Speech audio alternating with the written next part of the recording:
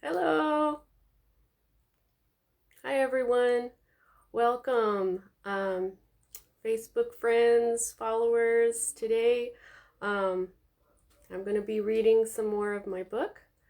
Welcome to my channel, The Mother Speaks Tarot. My name is Allison, for those of you who are watching this on YouTube. Sorry about the mirroring. There's really nothing I can do. I have to do this from my phone. Today, I'm going to be reading chapter 11 of my first book, Perception, the Two Yet One, book 1. For those of you who are watching me live, I'm sorry I can't respond to comments. I'm just going to read it and get this going, okay? All right, so this is chapter 11, 100 Years of Martins, Tuesday, May 31st, 2011, North Highlands, California. Stiff and exhausted from a relatively sleepless night, battling that horrible thing again in her nightmares, Luna sat up slowly. She peeled her eyes open as much as she could to see the small mess of boxes and assorted crap that was her new room.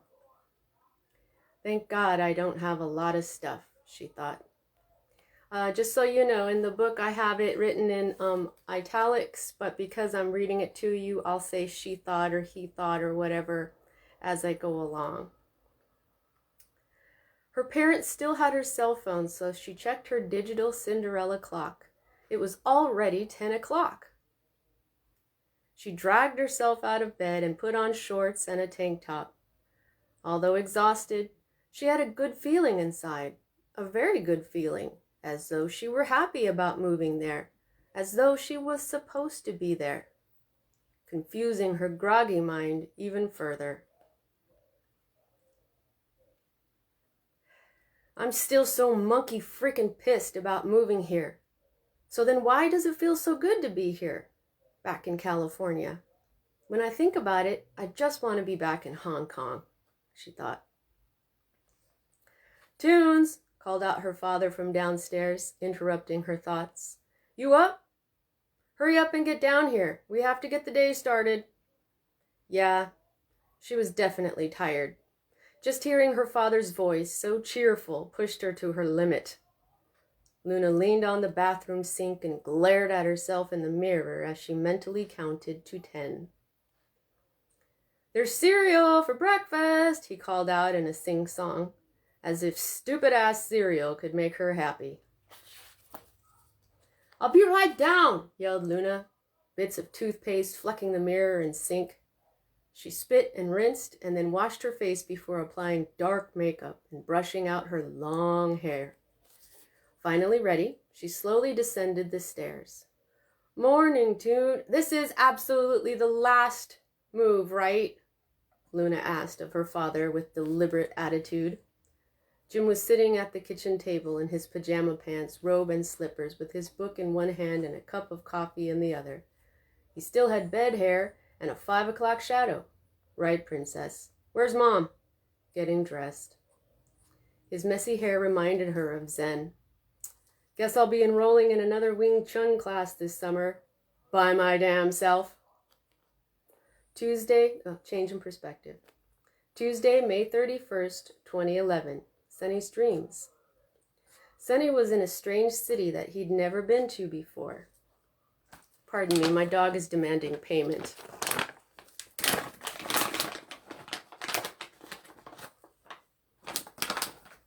Okay. Sunny's dreams. Sunny was in a strange city that he'd never been to before. He knew right down to his bones that he'd never been there.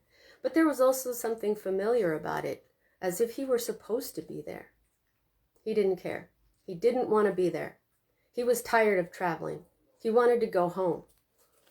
He was so angry because he felt like his life were going out of control.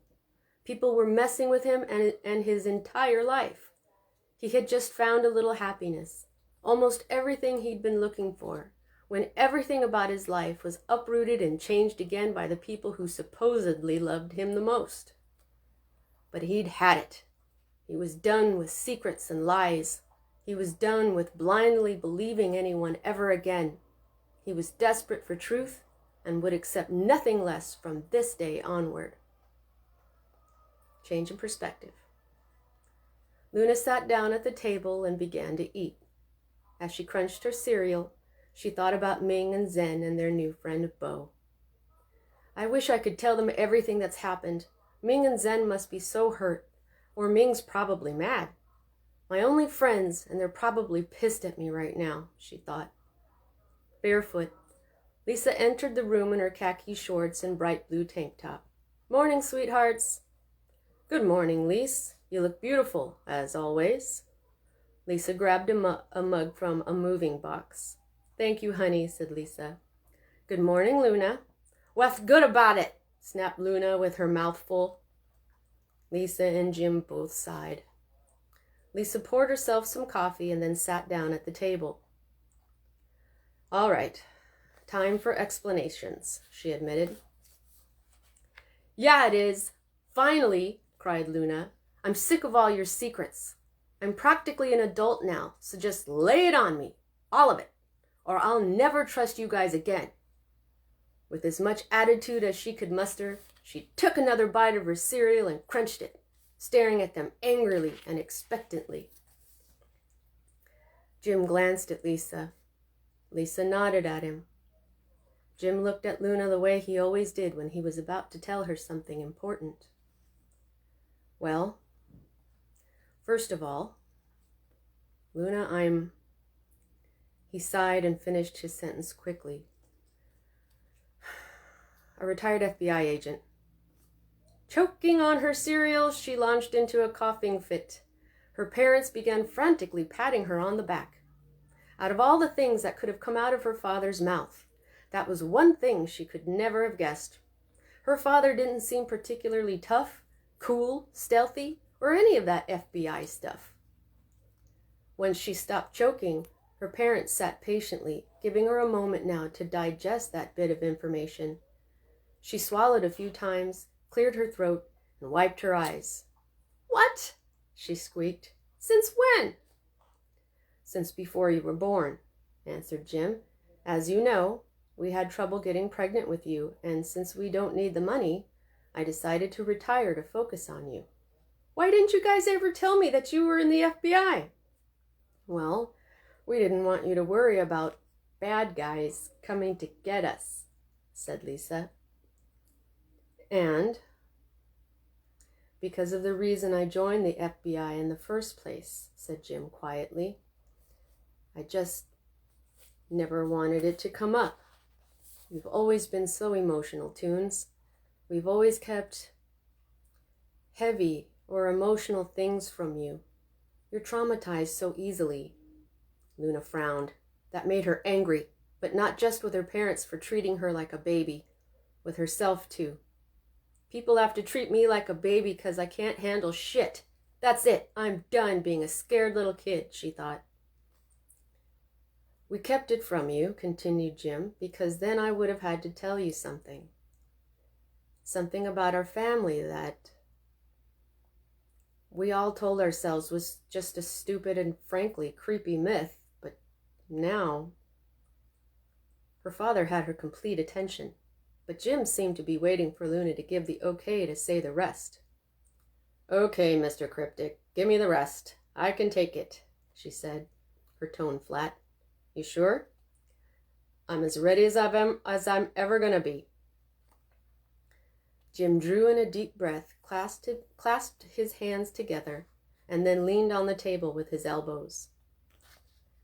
Okay, Toons, here's the thing. Our family, we haven't always been named Martin. When our family still lived in Spain, we were Martinez. Luna tilted her head. Why'd we change our name? To Americanize it? Yeah, sort of. I'm getting to that. Okay, where to begin, said Jim, as if to himself. He thought for a moment and looked uncomfortable. He was seemingly very disturbed about what he was about to say. Okay, he said. As you know, when Grandma and Grandpa Martin's plane went down in the ocean, Your Aunt Marie and I were still teenagers. I was 16 and she was 17. Yeah, said Luna. Well, before they went on that trip, they told Marie and me the family secret. Family secret? Ooh, thought Luna. Because they said we were old enough, which is part of the reason I'm telling you now. You're old enough now, Toons. Luna straightened up. Her stomach turned, as it always did when she remembered the heirloom bracelet that Aunt Marie had given her on her 12th birthday. Is it about my bracelet? The gold bracelet that I lost? No, replied Lisa. That was an heirloom, honey, but that's all. No secrets. Oh. It was a good thing they told us the secret before they died, said Jim, sad and apparently troubled. And that traveling with the Romany was a way to protect us. Luna couldn't take it anymore. Protect us? From what? Oh my God, just spit it out, Dad. All right. Jim seemed to think for a moment, and then he looked at her more seriously than he ever had. Luna, our family has stories of watchers. Luna's blood ran cold. Her father had never been so serious, so uneasy. What? What do you mean? Jim sighed deeply. There are stories in our family that have been passed down for hundreds of years, so many of them that they filled a big book. Stories of strange men dressed in all black with tattoos of dragons around both of their wrists. Men that hunt or follow us and then eventually try to kidnap our children. Her heart was racing. She felt faint, but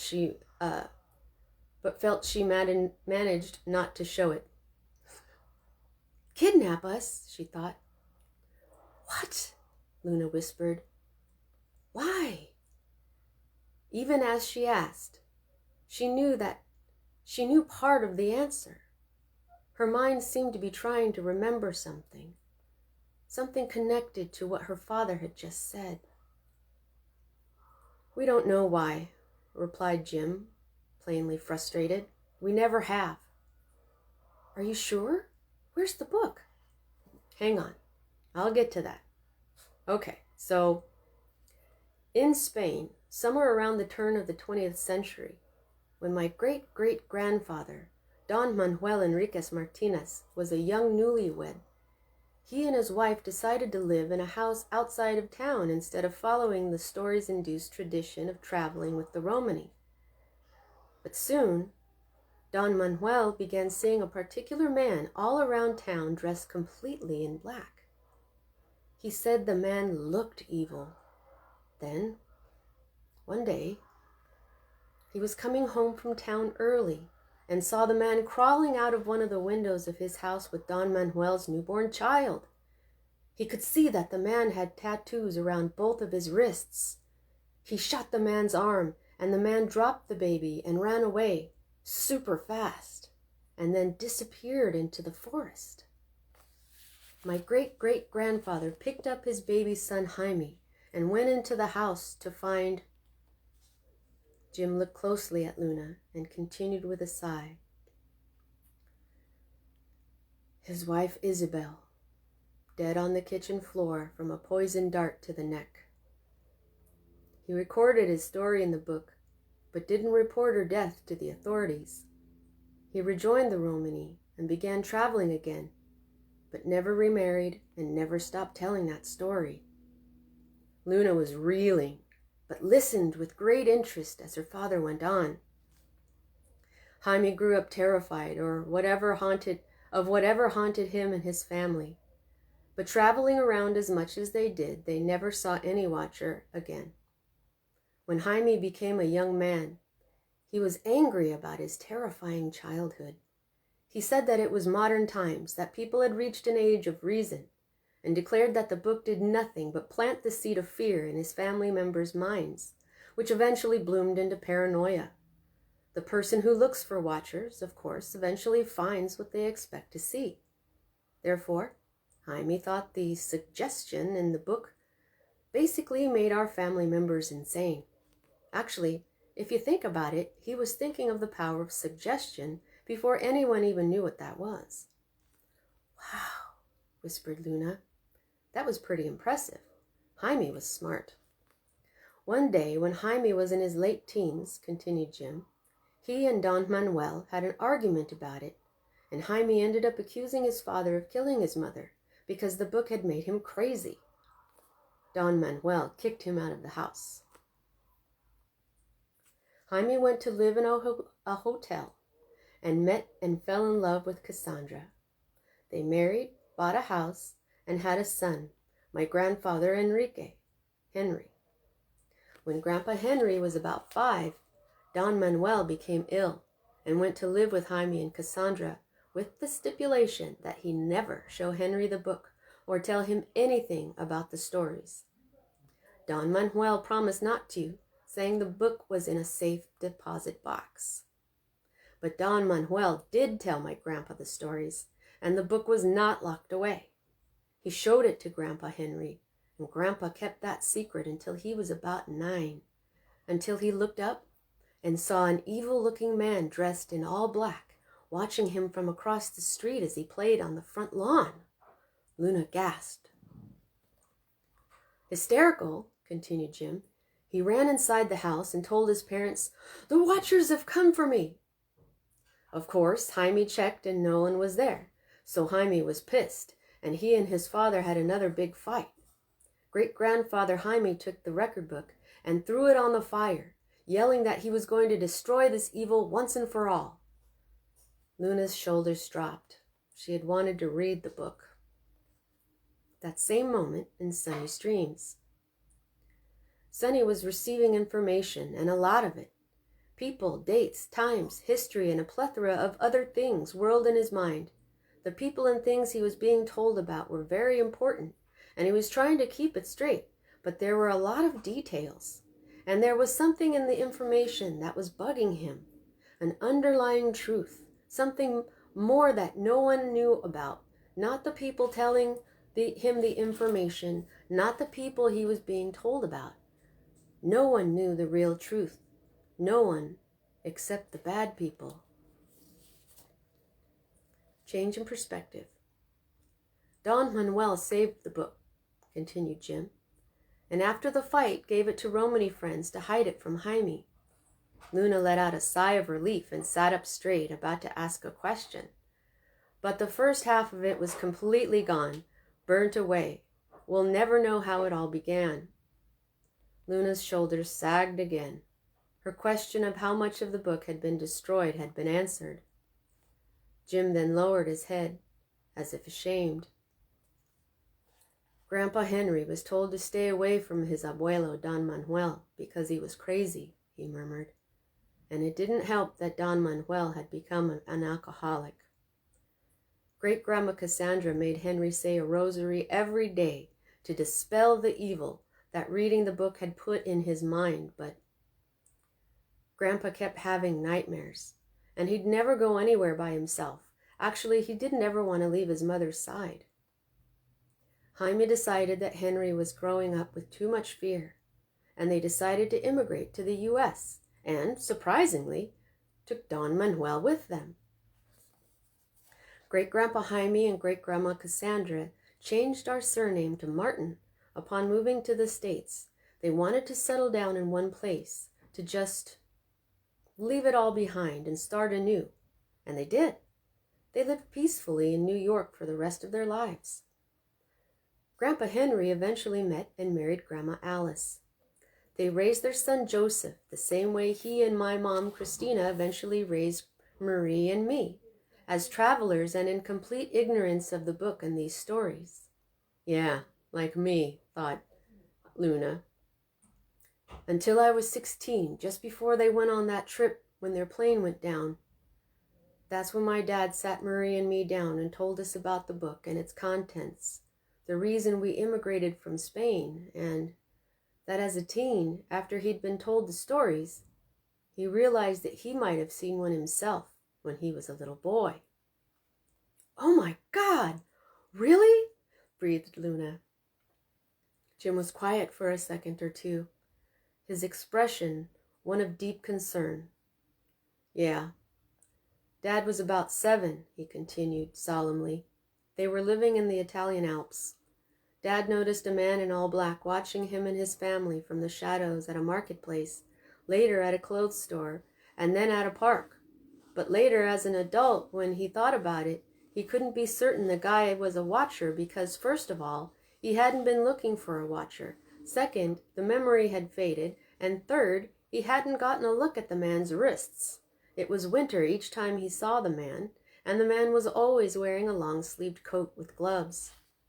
But as an adult, Dad had at least 3 homes around the world at any one time, and we would change residence at least once every year or 2. Periodically, he sold them to build or buy new ones. That's what Marie does now. She was particularly happy to find the underground home in San Francisco. She feels the safest there, and that's why she's kept it for so many years. What happened to the book? Luna asked. Jim's head dropped. That's what your grandparents' trip was for. After a long search, Mom and Dad recovered the book from the Spanish Romany and had been on their way to a specialist in antiquarian books. When their plane went down into the ocean, so did the book. Luna couldn't hide her disappointment and rolled her head with a heavy sigh. Oh my God, no, she lamented, her face to the ceiling and eyes shut tight. Yeah, I know. I wanted to read it too. Jim fingered his wedding band, his demeanor back to deeply troubled. Of course, I told your mom all about it before she married me, and belief and science, they just don't work well together, do they? It took us a while, trying to sort out all of the facts and come to some kind of logical, believable conclusion. That's a lot of strange coincidences, you know, to fill an entire book. But, well, because this really is an age of reason, your mom and I finally figured that Jaime was more than likely right, that it was probably a load of crap. But, myth or not, it intrigued me. I wanted to be in a position where I could learn how to research these men in black with dragon tattoos around their wrists. I wanted to learn how the FBI investigated and researched. You know, how professionals do that stuff. That's why I joined the FBI, and it taught me everything I wanted to know. Jim took a swallow of his coffee, and even after taking it away from his lips, held his cup tightly. And what I know is, we're not so sure if it was a myth. It happened to you? She asked her father, sitting forward. Have you seen one? Jim closed his eyes tight and, rubbing his temples, said, No, can't say that I have. Not even maybe, but, Lisa said quietly, I may have. Luna felt her face drain of all color. To hear her mother admit this was something else. When you were in 4th grade, said Lisa, I began seeing a slender man with beady black eyes, sharp cheekbones, and, she shuddered, long fingernails, all around town. All of the hair on Luna's body stood up. He was always in black. When I saw him the 5th time in a month, I began to suspect that he was following us. Corona wasn't that small a town. He was always looking at you. I told your dad, and after he was done freaking out, Jim shot Lisa a look, but she ignored him. We told our friends at the local police station and the FBI. I gave them a detailed description, but nothing came up. Then one day, it was the 4th of July, I went to the backyard to turn the sprinkler on, and Luna's jaw dropped and she sucked in her breath. She remembered that day. She felt as though her heart would beat out of her chest. There he was. He was looking at you through your window. Luna inhaled sharply for a 2nd time. Fear shot through her body as pinpricks of pain. When he saw me, he ran to the fence and jumped over it. That's when I saw yellow tattoos that seemed to go around his wrists. When he grabbed the top of the fence with both hands, he was wearing a long-sleeve shirt, but that motion pulled the sleeves back just enough for me to see the tattoos. We found a dart by the fence, grumbled Jim, holding his head. The FBI tested it and said it had been soaked in a knockout compound. Mom said he was wearing a backpack. The dart must have fallen out of it, and he probably had some kind of dart gun in it. Oh my God, thought Luna. The whole world seemed to be spinning. Are you okay, honey? Asked Lisa. So the stories are true? Luna asked her father in a whisper, ignoring her mother and blinking rapidly to try to maintain her equilibrium. Well, it happened just like the legends, admitted Jim, miserably and without looking at her. Oh my God, she thought. Jim lifted his head and continued dismally. And since it wasn't me who saw him, I knew it couldn't just be suggestion, as Great-Grandpa Jaime had said, or what your mom and I figured could have been an inherited paranoia-based mental illness. Luna turned her attention to her mother now. What happened after he jumped the fence, Mom? I couldn't leave you in order to chase him. But when we asked the neighbors up the street and around the corner, one of them said, that a white van with no license plates had been parked in front of their house for at least an hour that day, and the direction of the few footprints the FBI found led to the place on the street where the neighbors had said the van had been parked. Luna suddenly felt nauseous. A white van was waiting to take me away, she thought. And the tattoos. When I drew them as best I could, your dad said it looked a lot like the image his parents had shown him and Marie. Look, I know millions of people have tattoos on their wrists, but around both wrists, it was all too coincidental. Too much like the stories. It was enough to... Honey, it scared the bejesus out of me. Threw me into a full-blown panic attack. Luna put things together as best she could with her mind in a slight state of mania. The men in black suits, they didn't have tattoos around their wrists that I could see, and I did see some of their wrists. But what was it that the old lady... Oh my God, that's it! That's what I was trying to remember when Dad talked about the guys with the dragon tattoos, she thought. Jim lowered his head and spoke gently to Luna. You all right? He asked. She rapidly shook her head. I know, honey. Her mother tried to sound comforting. I know this is a lot to take in and for you to handle. No, it's not just that. Lisa tilted her head. Oh, well, what is it? Lisa touched Luna's arm. A dragon. That's one of the things the old lady who died at the carnival said, explained Luna. She said, beware of the golden dragon. You just said that guy's tattoos were yellow, Mom. Her parents' expressions couldn't get any more serious. What else did she say, sweetheart? Asked Lisa. You always told us that you didn't understand what she said. I didn't. Not until now. Okay, so at first, she didn't realize I was a real person. Then she said that I'm not like other people. She said I was someone different, someone feminine, who would change all kinds of crap about the world, and that now that I'm here, I'm going to change everything. But Luna paused and thought, slowly putting words to what she was feeling. That lady, she was seeing my future when she died. I know it. That's why she had a heart attack or something, because she saw my future. It was scary, evil or something, and it killed her. Sweetheart, said Lisa calmly. I'm sure that's not what happened. Try to calm down, honey. Breathe. Luna began her breathing exercises. Lay it on me. I can take it. Right, she thought. You guys don't think I could somehow go evil and ruin the whole world, do you? Her parents were clearly astonished. Evil? What? Honey, no, replied Lisa, obviously worried as she glanced at Jim. Not even if those gold dragon guys got me and made me evil? No, Toons. You could never be evil. Wait, the lady said something else, but it was in Spanish. I repeated it to myself over and over again to try to remember it, but I think it's something like...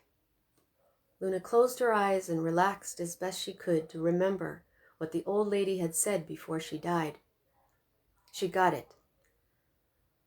Los dos como uno, she murmured, and then opened her eyes. The two like one, translated Jim. What does that mean? Asked Lisa. Jim shook his head, but Luna's brow curled as the image of the yin and yang symbol came to mind. And that memory triggered another, of the tarot cards the lady had used. The church had always taught her that those cards were black magic and a gateway to the devil, but in this moment, she had an epiphany when she realized that the Romany people had used the cards for centuries and were religious people, Catholics, with very high morals regarding family. Surely the cards weren't as bad as the church had taught. Do you guys know anything about the tarot? She asked her parents. They shook their heads. 'Cause she drew tarot cards for me too. They were the High Priestess, the Empress, Death, and the World. Death, whispered Lisa. Shit, I shouldn't have told them that. And now I guess I gotta research the tarot, she thought. Honey, said Lisa, you don't have to take what the old lady said so seriously.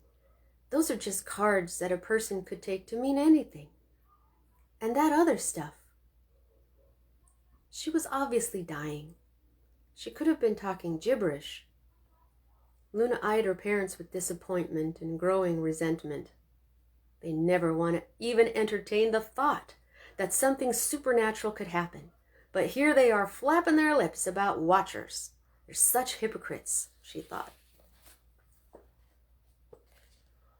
An old Latina was before Sunny. This a change in perspective. An old Latina was before Sunny. They were inside of a tent, dimly lit with candles. Her expression was of alarm, and she was speaking words that he could barely hear. She seemed to be warning him of something terrible, something about the future. He yelled to her that he couldn't hear her. She waved her arms in one smooth, arching motion, and he was shown a vision in the space the motion created. He sensed spilled blood, an old book, several people he knew to be evil, dressed in all black, family quarrels, a long trip across the ocean in a ship, many cities all over the world, tattoos of a golden dragon biting its tail, and then a man in black jumping a fence. Change in perspective. So what else did the FBI find? Asked Luna, besides the dart. That was it. The FBI didn't even find fingerprints because he was wearing gloves. Still, it's a bit mind-boggling that they didn't find anything because they're so damned good at their jobs. Of course, they were concerned too, and we were glad we could move whenever and whenever we wanted to, because we didn't want to go into the witness protection program. We figured we could handle it. We'd been handling it for centuries. And we didn't want to have to consult the FBI every time we decided to move. Luna narrowed her eyes.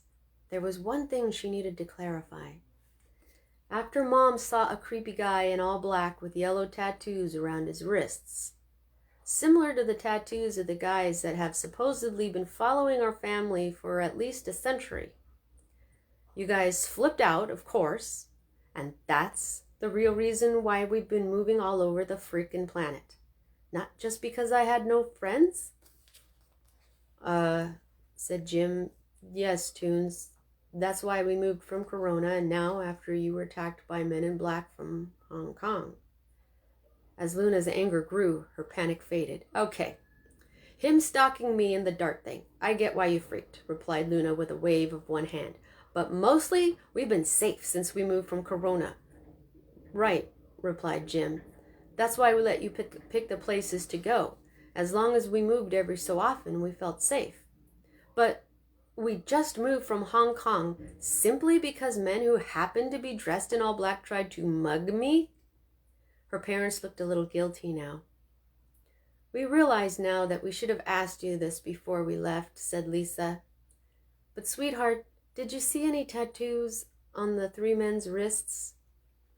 No, replied Luna, steadily becoming more agitated. So, we basically moved for nothing? Her parents glanced at one another. No, replied Jim, not for nothing, Toons. You're our most precious possession. I'm not a possession. You know what he means, snapped Lisa. Luna rolled her eyes and crossed her arms. Toons, we couldn't take any chances, explained Jim. I'm so sorry about Ming and Zen and our new friend Bo, Luna reminded him.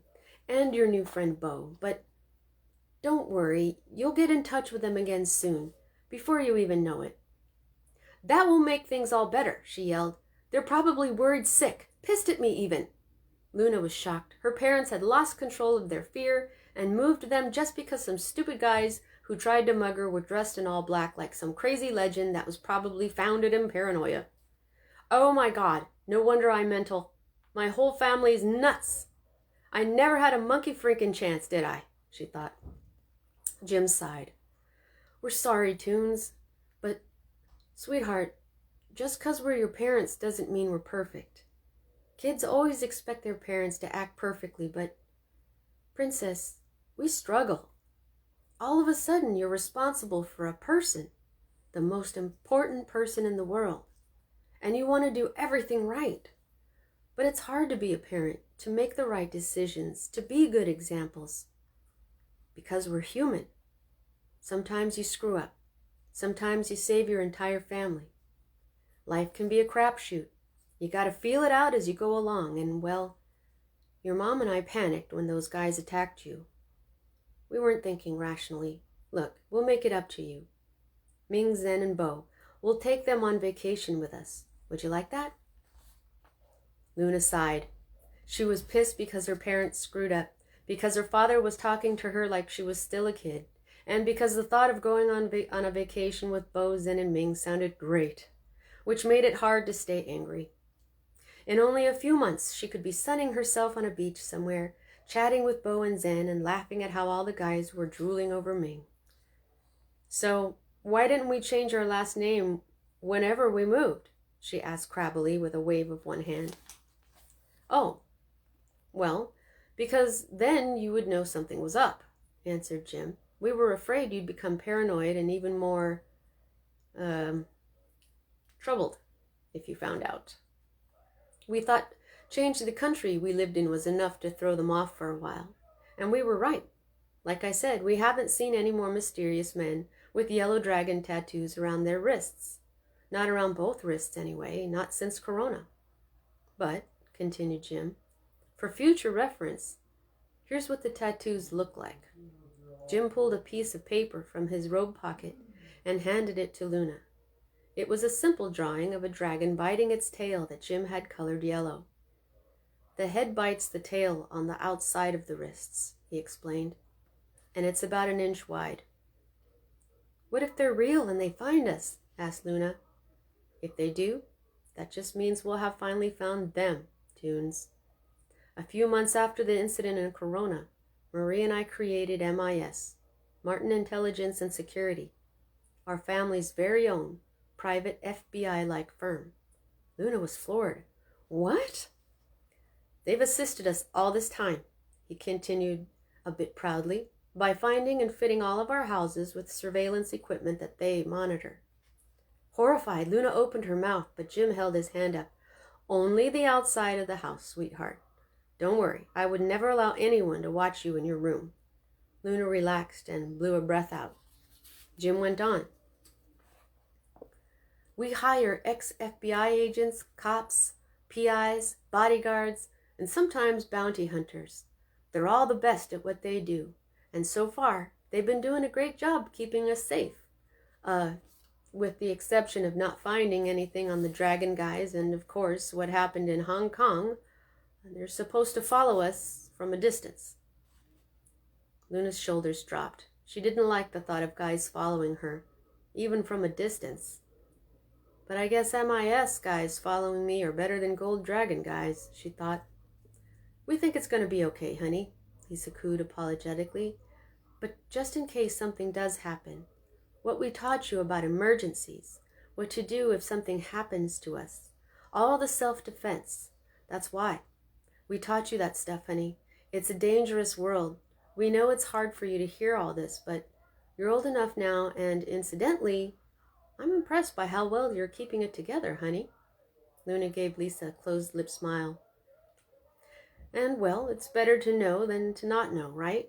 We're just sorry that it must feel a little late for you. Be mature, Luna thought.